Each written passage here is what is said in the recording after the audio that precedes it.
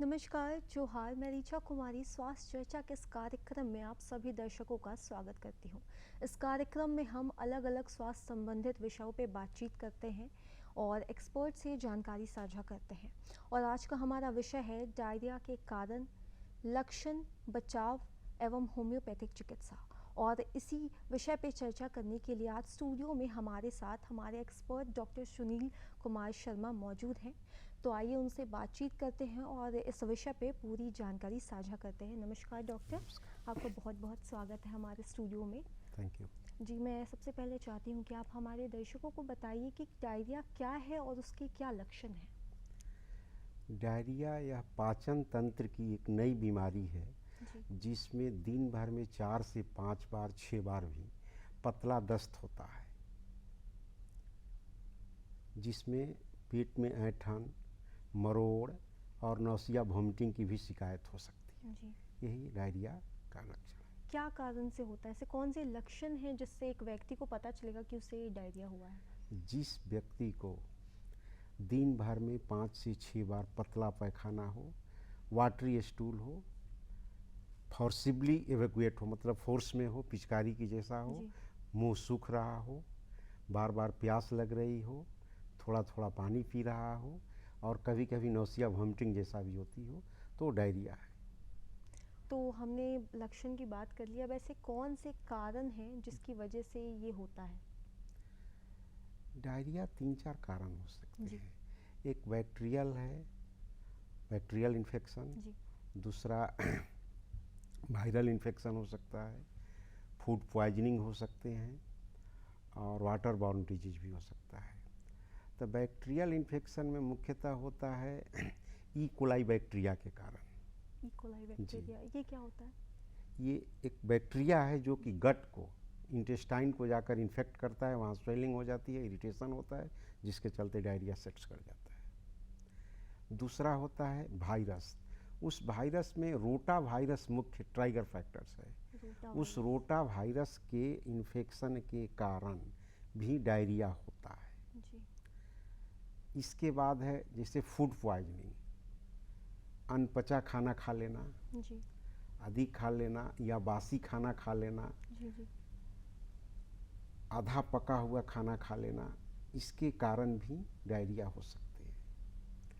इसके बाद है वाटर बॉर्न, कहीं का दूषित पानी यदि पी लेते हैं, गंदा पानी, उसके कारण भी डायरिया हो सकता है। दूषित पानी पी लेना या दूषित खाना खा लेना, बासी हाँ, खाना खा लेना, इन सब चीज़ से। अधपक्का खाना खा लेना। फास्ट फूड का भी उतना ही इसमें, हाँ, फास्ट फूड की का तो वजह से रोल भी है। फास्ट फूड हमेशा से, मतलब फास्ट फूड एक बड़ा कारण है, अवॉइड करना चाहिए। तो जैसा कि आपने एक बैक्टीरिया का नाम बताया, तो वो कितना हमारे शरीर को, अगर एक व्यक्ति को डायरिया हुआ है तो उसके शरीर में ऐसे कौन से बदलाव आते हैं, क्या क्या बदलाव आते हैं डायरिया होने के बाद? डायरिया होने के बाद सबसे पहले है कि आदमी को बहुत जल्दी जल्दी प्यास लगेगी। जी जी। मुंह सूखेगा। अधिक यदि वाटर लॉस हो रहा है तो मांसपेशी में क्रैम्प आएगा, क्रैम्प जी जी जी, जिसे अकड़न कहते हैं। पेशाब की मात्रा कम हो जाएगी, वीकनेस होगा, चेहरे पर फ्लैसिड स्किन जिसे कहते हैं, जो चमड़ा क्या होता है, झूलने लगेगा, आई संकन, मतलब आंख धंस जाएगा, गाल धंस जाएगा, कमजोरी महसूस होगी। और यदि एडवांस स्टेज में हो गया तो उसको हाई टेम्परेचर हो जाएगा और नौसिया वोमिटिंग होने लगेगी। जैसा कि अपने आप कहा एडवांस स्टेज, तो क्या डायरिया के भी स्टेजेस होते हैं? और होते हैं तो स्टेजेज कितने होते हैं, प्रकार मतलब के? कि यदि 2 से 3 दिन से अधिक परसिस्ट कर गया डायरिया तो ऐसा हो सकता है। और अगर बात की जाए इसके इलाज की, तो किस तरीके से इसका इलाज होता है? सबसे पहले इसको हम लोग प्रिवेंशन में जाएंगे कि सबसे पहले हम लोग अपना खान पान को सुधारेंगे। जी। तो खान पान हो, हाईली कुक्ड खाना खाएंगे, साफ सुथरा जगह पर रहेंगे। जब कभी भी यदि हम वॉशरूम जाएं तो आप जब कभी भी जाने के आने के बाद हाथ को कम से कम 20 से 30 सेकंड तक साबुन से धोएं। फ्रेश वाटर पिए, पानी को गर्म करके बॉयल करके रख लें और वही पानी ठंडा हो उसी को बार बार पिए। मतलब सिर्फ गर्म पानी ही आपको नहीं पीना नहीं, गर्म पानी नहीं पीना, यदि वो पिए तो और अच्छा है। जी। पानी ताज़ा पिए और जितना प्लेंटी ऑफ वाटर्स, जितना अधिक से अधिक आप पानी पी सकें वो अच्छा है। ORS घोल के साथ यदि पीते हैं तो और अच्छा। जी। हम्म। तो होम्योपैथिक की अगर बात की जाए तो होम्योपैथिक में किस तरीके से डायरिया का इलाज होता है? हाँ, होम्योपैथिक मेडिसिन्स में बहुत सारे मेडिसिन्स हैं जी। कि डायरिया का इलाज हो सकता है। वो एक कोई खास दवा नहीं है होम्योपैथी में जो ये डायरिया के लिए ये दवा इंडिकेटेड है। वो अकॉर्डिंग टू सिम्टम्स, बीमारी जो है लक्षण के अनुसार वो दवा दिया जाएगा। जैसे मान लीजिए कि एक आर्सेनिक एल्बम दवा है, इसमें लक्षण होता है कि जिस व्यक्ति को डायरिया हुआ है बार बार प्यास लगेगी, लेकिन प्यास बहुत छोटी मात्रा में लगेगी। अभी पानी पिया तुरंत रख देगा, फिर पिया रख देगा, बहुत थोड़ी थोड़ी देर पर, लेकिन फ्रीक्वेंट इंटरवल पर उसको प्यास लगेगी। पतला पैखाना होगा, पल्स उसका कुछ कम चलेगा, टेम्परेचर थोड़ा सा अधिक रहेगा और भीतर से उसको सिहरन जैसा, जाड़ा जैसा भी लगेगी। तो कितना वक्त अच्छा, ये एक दवा। एक जी। इसी तरह एक दूसरी दवा है जैसे जी। एलोज सॉक्रेटिना। जी। इसमें क्या होता है कि फ्रीक्वेंट इंटरवल पर पैखाना होगा, जी। लेकिन उस पैखाने में आंव जैसा मिला रहेगा, मरोड़ की दर्द होगी पेट में और कभी कभी नौसिया वॉमिटिंग टेंडेंसी होगी। जी। जी, तो ये डिफरेंट सिम्टम्स जी। हो जी। गया। जी। उसी तरह बहुत सारी दवाइयाँ हैं, जैसे एलोज हो गया, पोडोफाइलम है, क्रोटन टिग्रिनम है, हेलीबोरस है, एमोनम्यूर है। और कितना वक्त लगता है रिकवरी होने में? ये तो अकॉर्डिंग टू सिम्टम्स ये डिपेंड करता है। यदि कुछ दिन का है तो थोड़ा सा 1-2 दिन भी टाइम लग सकता है, घंटा 2 घंटा में भी कंट्रोल हो सकता है। ऐसा नहीं है कि 2 दिन 4 दिन लग जाएगा, 2-4 घंटे में भी ठीक हो सकते हैं, वो सिम्टम्स के अनुसार दवा दिया जाए तो। व्यक्ति पे जी, निर्भर करता है जी, कि जी। उनके बॉडी में क्या सिम्टम शो व्यक्ति, कर रहे हैं। मेडिसिन, जी, repetition of dose, severity of disease, loss of fluids पर ये डिपेंड्स तो करता है। कन्वेंशनल मेडिसिन और होम्योपैथिक मेडिसिन ये दोनों के तरीके अलग अलग है इलाज के। जी, तो जी। होम्योपैथिक मेडिसिन में किस तरीके से इसका इलाज होता है? मतलब क्या उसमें कुछ अलग है जो होम्योपैथी की तरफ लोग जाएं डायरिया के लिए? मैं तो बता रहा हूँ मैडम कि मेरे यहाँ लक्षण बेस पर इलाज होता है। जी। मेरे यहाँ लक्षण बेस पर ही इलाज होता है। ये ऐसा कोई इंडिकेटेड नहीं है, कोई ऐसा फिक्स्ड मेडिसिन नहीं है कि आपको डायरिया यदि हो गया तो ये एलोज दे दिया जाए या आर्सेनिक दे दिया जाए तो ठीक हो जाएगा। जी नहीं, हो सकता है कि आपका लक्षण दूसरा हो, किसी और का दूसरा लक्षण हो, तो दूसरी दवा दे जाएगी। जी। जी। तो ये लक्षण पर आधारित दवा दी जाती है और प्रॉपर लक्षण पर प्रॉपर दवा दी जाए तो फ्रीक्वेंटली रिलीफ मिलने का। और क्या ये लंबे वक्त तक भी रहता है? हाँ, कभी कभी तो 3-4 दिन तक परसिस्ट कर ही जाता है। मतलब 3-4 दिन तो क्या महीनों तक भी ये चलता हाँ, है? तो वही अब देखिए, जी। अब डायरिया के प्रकार भी होते हैं। जैसे मुख्यतः डायरिया के 2-3 प्रकार होते हैं। एक एक्यूट डायरिया, दूसरा परसिस्टेंट डायरिया, जी। तीसरा क्रॉनिक डायरिया। हम्म। तो एक्यूट डायरिया जो होता है इसमें दिन भर में 5-6-7 बार भी पैखाना हो जाएंगे, फ्रीक्वेंट इंटरवल पर, थिन वाटरी, एकदम पानी जैसा पतला पैखाना होगा, जी। तो प्यास भी इसमें लगेगी। तो ये बीमारी जो है एक्यूट डायरिया कभी कभी 24 घंटे में अपने आप ठीक हो जाता है। इसको अधिक प्लेंटी ऑफ वाटर्स लिया जाए और घरेलू उपचार किया जाए तो ये ठीक हो जाता है। जैसा अपने कि आप। आपने कहा घरेलू उपचार, जी। तो घरेलू उपचार में ORS क्या? का पानी ले, जी। खान पान ठीक रखे, कुक्ड मील खाएं, अनकुक्ड नहीं खाएं, अनडाइजेस्टेड फूड नहीं लें। जैसे प्रिवेंशन में यह है कि आपको रोकथाम क्या करेंगे कि प्लेंटी ऑफ वाटर्स लेते रहें हमेशा, जी। चॉकलेट नहीं खाएं, फास्ट फूड मिठाई नहीं अवॉइड खाएं, करना है। फास्ट फूड नहीं खाएं, जी। फाइब्रस डाइट नहीं लें, हम्म। स्पाइसी डाइट नहीं लें, तो ये रोकथाम का तरीका है। जी। तो जी। अभी आप एक्यूट डायरिया के बारे में हाँ, बात अब एक अब होता है एक परसिस्टेंट डायरिया। ये जो डायरिया होता है इसमें दिन भर में 3 से 4 बार पैखाना होगा, लेकिन ये इलाज कराते कराते भी उसमें पता चलता है कि बीमारी 3 से 4 सप्ताह तक परसिस्ट कर गई, तो ये परसिस्टेंट डायरिया है।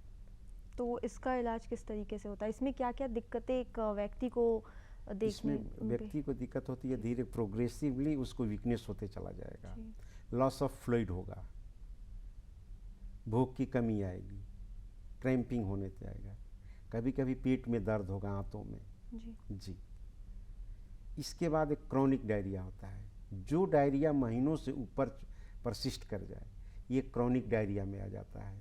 तो इसके कारण अनेकों हो सकते हैं। ये हो सकता है कि आंत में सूजन हो, आंत में इन्फेक्शन हो गया हो, इसके कारण हो सकता है।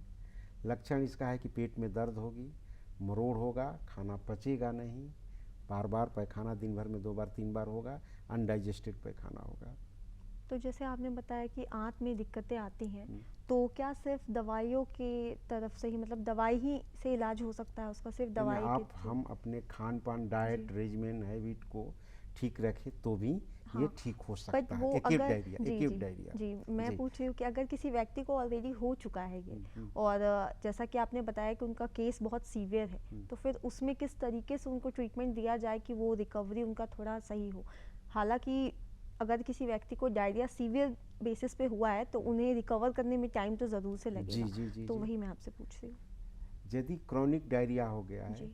तो उसको थेराप्यूटिक इलाज के साथ साथ हाइजीनिक ट्रीटमेंट भी देना होगा, जैसे कि खान पान को सुधारना होगा हम्म, और अकॉर्डिंग टू सिम्टम्स मेडिसिन देना होगा, लक्षण बेस पर। अब मेरे यहाँ होम्योपैथिक में ऐसा कोई ये नहीं फिक्स नहीं है कि ये डायरिया है तो यही इसकी दवा चाहिए, नहीं, वो लक्षण के अनुसार है। लक्षण के जी, अनुसार लक्षण के अनुसार दवा जो होगी, और और जो खान पान है वो तो है ही।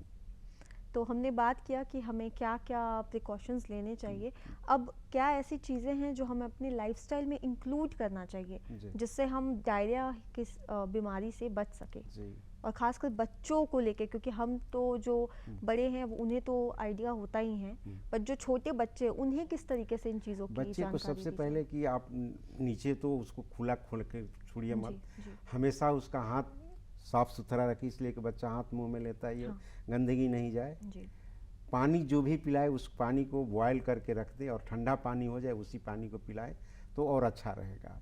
दिन भर में बच्चे को 3-4 बार पानी पिलाते रहिए, और जल्दी जल्दी पानी पिलाइए। ORS का घोल यदि दें तो और अच्छा रहेगा। तो लाइफस्टाइल देखा जी जाए तो जी सबसे जी। इम्पोर्टेंट पार्ट हाँ प्ले हाँ करता है। हाँ, डाइट एंड रेजिमेंट ये जी। बहुत बड़ा चीज़ है। तो ऐसे क्या डाइट हैं और क्या लाइफस्टाइल आप बताना चाहेंगे हमारे दर्शकों को जो उन्हें फॉलो करना चाहिए, जी, ताकि वो इस बीमारी के साथ साथ मतलब बाकी और भी जो भी दिक्कतें होती हैं डायरिया का उनसे जो बचें? सीजन आता है खासकर गर्मी के दिनों में जी। अधिक होता है, तो सबसे पहले तो प्लेंटी ऑफ वाटर, पानी जितना अधिक हो सके हम पानी माने फ्रीक्वेंट अंतराल पर लेते रहे, फ्रीक्वेंट इंटरवल पर, हर 10 मिनट आधे घंटे पर 1 गिलास पानी पीते रहें, न प्यास लगते हुए भी। ये चीज़, खाना जो खाएं प्लेन खाना खाएं, हाईली स्पाइसी फूड नहीं खाएं, एक प्लेन खाना खाएं जो कि इजीली डाइजेस्टेबल हो जाए। जी जी। और यदि हम बाथरूम होकर आ रहे हैं तो हाथ को जरूर धोएं, साबुन से ही धोएं, और हाथ को इतने देर तक धोएं कि यदि बैक्टीरिया हाथ में आ गया हो जो विजिबल नहीं हो तो उसको 20 से 30 सेकंड तक साबुन के धोएं कि वो बैक्टीरिया मर जाए। हाइजीन मेंटेन करना जी, बहुत हाइजीन ज़रूरी है। Maintain most essential. जी जी।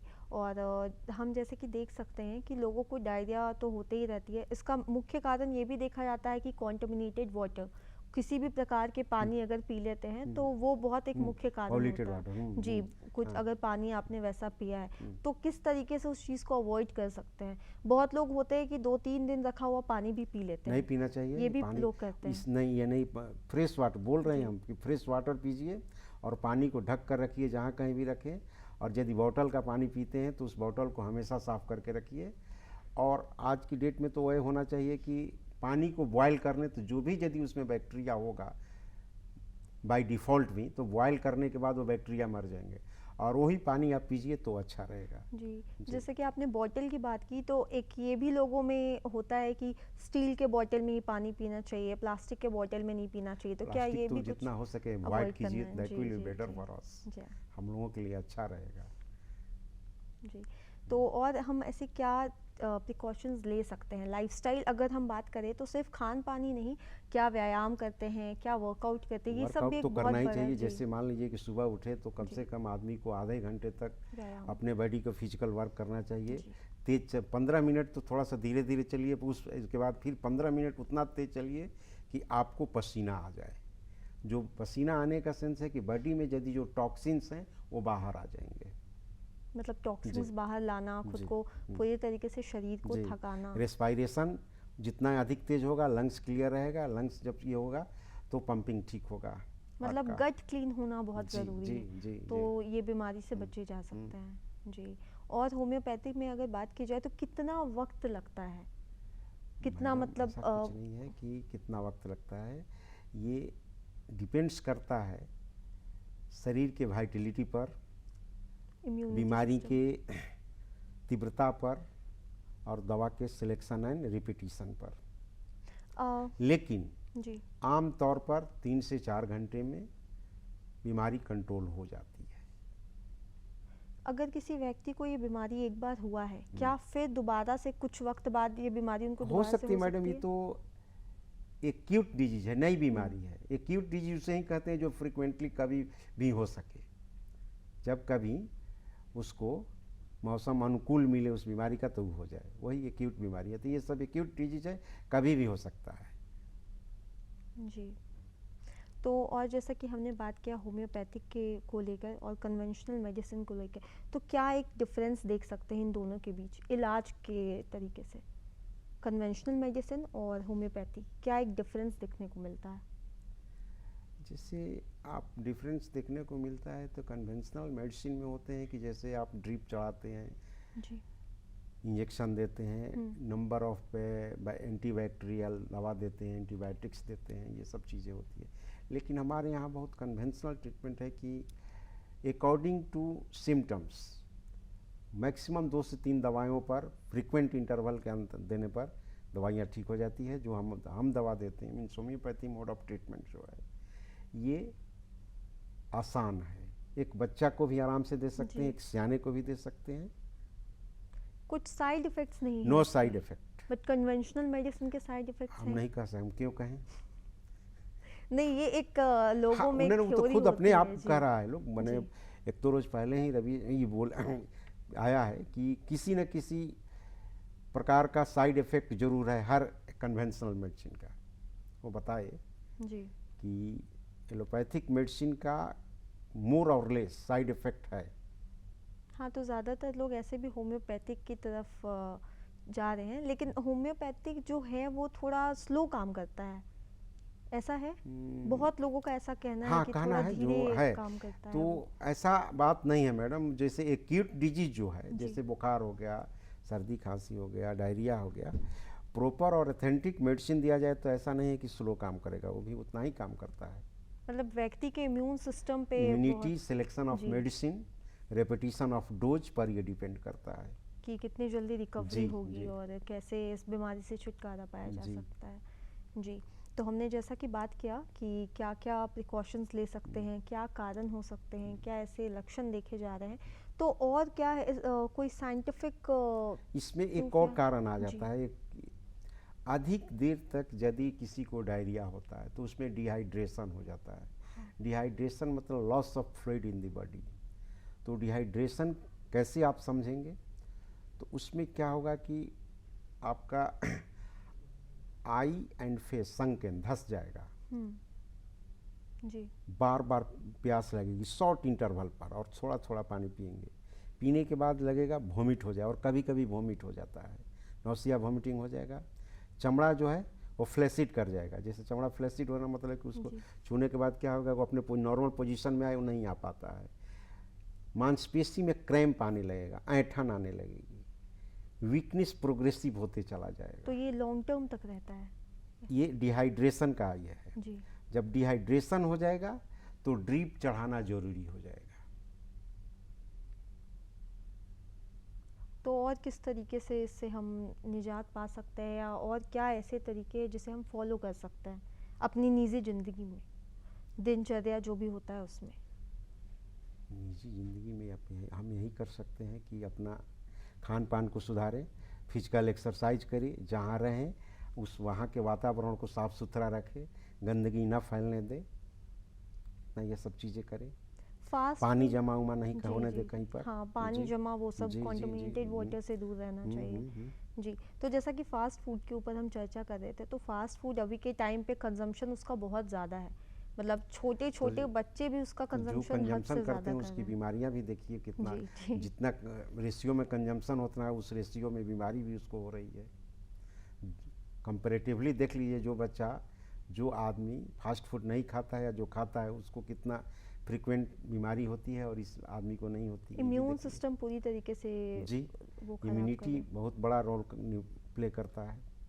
जी, तो वो तो किसी भी, अगर हम बीमारी की बात करें, डायरिया की अगर बात करते हैं, तो इम्यूनिटी सिस्टम अगर स्ट्रांग नहीं है तो वो हार्म करेगा ही करेगा हमारे शरीर को। इम्यूनिटी सिस्टम यदि कमज़ोर है तो कोई भी बीमारी फ्रिक्वेंटली उस आदमी को अटैक करेगी, कंपैरेटिवली जिसकी इम्यूनिटी मजबूत है। जी, तो डायरिया का हमने जैसे बात किया, आपने लक्षण बताए, उसके कारण बताएं, और भी जिस तरीके से हम देख सकते हैं, तो अगर किसी छोटे से बच्चे को डायरिया होता है, मान लीजिए वो बच्चा सिर्फ कुछ महीनों का है, तो उसका होम्योपैथिक से इलाज तो नहीं हो सकता नहीं, है? बिल्कुल हो सकता है होता मैडम, है? बिल्कुल मतलब बिल्कुल। छोटा सा बच्चा यस है, यस यस, 2-3 आपका महीने का है अगर। नियोनेटम जिसे कहते हैं, जी महीना 2 जी महीने का। जी जी जी जी जी जी।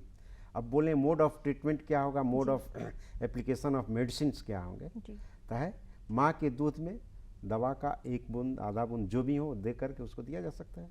अच्छा, और रिकवरी भी बच्चे की आराम से हो जाएगी, बहुत कोई बढ़िया, दिक्कत नहीं बहुत होगी? बढ़िया। क्योंकि आजकल छोटे छोटे बच्चों में हम बहुत जल्दी देखते हैं कि अब उसमें है कि उसके बीमारियां माँ को होती हैं। प्रिकॉशन बरतना होगा, इसलिए कि बच्चा माँ का दूध पीता है जी जी जी, बिल्कुल। तो माँ को प्रिकॉशन रखना होगा।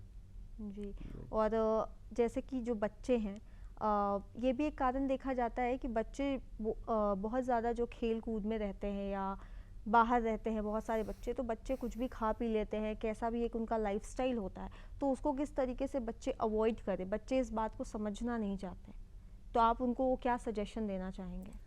बच्चे को जैसे जो बच्चा आप बाहर जाकर अपने खेल रहा है, कुछ कुछ खा रहा है, तो उसको हम यही काउंसलिंग करेंगे कि जी इसका ये साइड इफ़ेक्ट है, इसका ये साइड इफ़ेक्ट, जैसे आप फास्ट फूड खाते हैं बाबू तो इसका इतना साइड इफ़ेक्ट है, गट खराब हो जाएगा, इसके बाद लॉन्ग टर्म में किडनी पर इफ़ेक्ट होगा, मोटापा बढ़ेगी, बीमारियां हो जाएगी, इसलिए इस चीज़ को नहीं खाया जाए। और ये चीज़ खाया, जैसे फ्रूट्स खाओ, सलाद खाओ, ग्रीन वेज खाओ, दूध पियो, हरी सब्जी खाओ, दाल भात रोटी खाओ, उसको यही सलाह दिया जाए।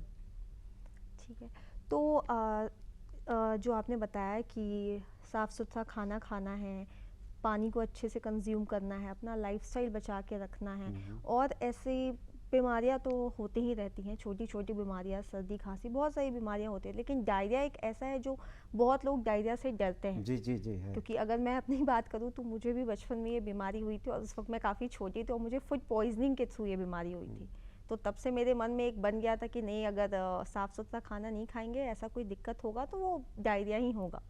तो डायरिया एक ऐसा भी कह सकते हैं कि एक डर पैदा कर देता है।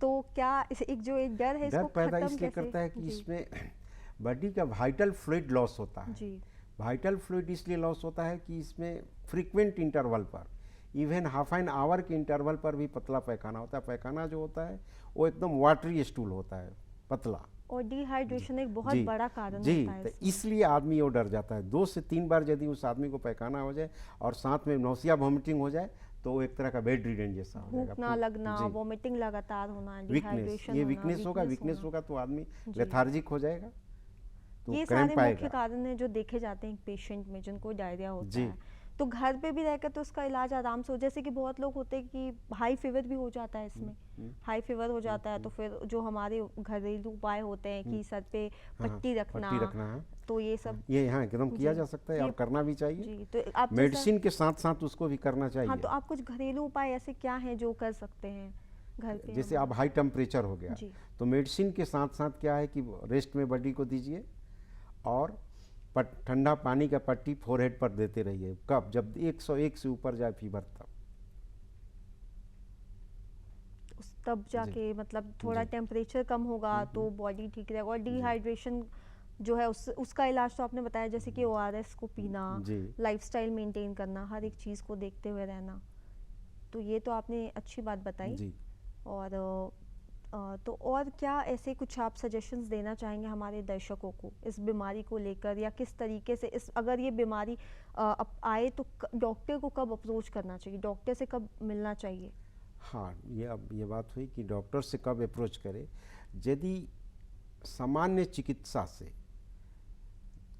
2 रोज़ में आपकी बीमारी नहीं ठीक हो पा रही जी। है, आपकी फ्रीक्वेंसी ऑफ स्टूल, जैसे 10 मिनट आधा घंटा पर ही पतला पैखाना हो रहा है, एकदम इनवॉलेंट्रीली आपके कंट्रोल में नहीं है, ये हो रहा है, उल्टी हो रही है, वीकनेस बढ़ते जा रहा है, मुंह सूखते जा रही है, हाई टेम्परेचर है, चक्कर जैसा आ रही है, तो डॉक्टर को इमीडिएट कंसल्ट करना चाहिए।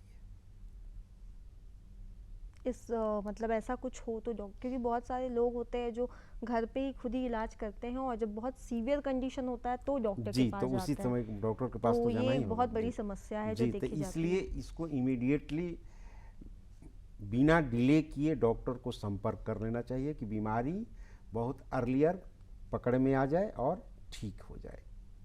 जी, तो ये तो आपने हमें बहुत जानकारी दी कि किस तरीके से इसे देखना चाहिए, करना चाहिए, और क्या-क्या प्रिकॉशंस भी लेने चाहिए। तो एक बार छोटा-सा एक समरी हमारे दर्शकों को दे दीजिए, जो कि आपने बताया कि क्या प्रिकॉशंस लेने चाहिए और क्या अवॉइड करना चाहिए? प्रिकॉशन लेना चाहिए कि सबसे पहले हाथ को बार बार हम धोते रहें, जी। ठंडा पानी पिएं, फ्रेश वाटर खाएं, फ्रेश खाना खाएं, और वेल कुक्ड खाना खाएं, अधपका खाना नहीं खाएं, फास्ट फूड से बचें, और अपना फिजिकल हाइजीन ठीक रखें, सुबह शाम एक्सरसाइज यदि संभव हो तो किया करें। जी। जी। ये सारी चीज़ें करेंगे जी। तो जी। एक हाँ, अच्छी आपकी लाइफ़स्टाइल। इम्यूनिटी डेवलप करेगी, इम्यूनिटी जब डेवलप करेगी तो किसी भी बीमारी का आक्रमण कम से कम आप पर होगा। जी, तो बहुत-बहुत शुक्रिया आपका, आपने हमारे दर्शकों को इतनी अच्छी जानकारी दी, और मुझे आशा है कि ये जो जानकारी आपको आज मिली है, ये आपके लिए काफ़ी लाभदायक रही होगी। डायरिया किस प्रकार के होते हैं, क्या इसके लक्षण होते हैं, और किस तरीके से ये आपके शरीर को पूरी तरीके से डिहाइड्रेट कर सकता है, और क्या-क्या दिक्कतें आपको देखनी पड़ती है। आज हमने इसके बारे में बातचीत की और पूरी जानकारी साझा की। तो मुझे आशा है कि ये जानकारी आपके लिए लाभदायक रही होगी, और इसी के साथ मुझे दीजिए इजाज़त। मैं मिलूँगी आपसे अगले अंक में। नमस्कार, जोहार।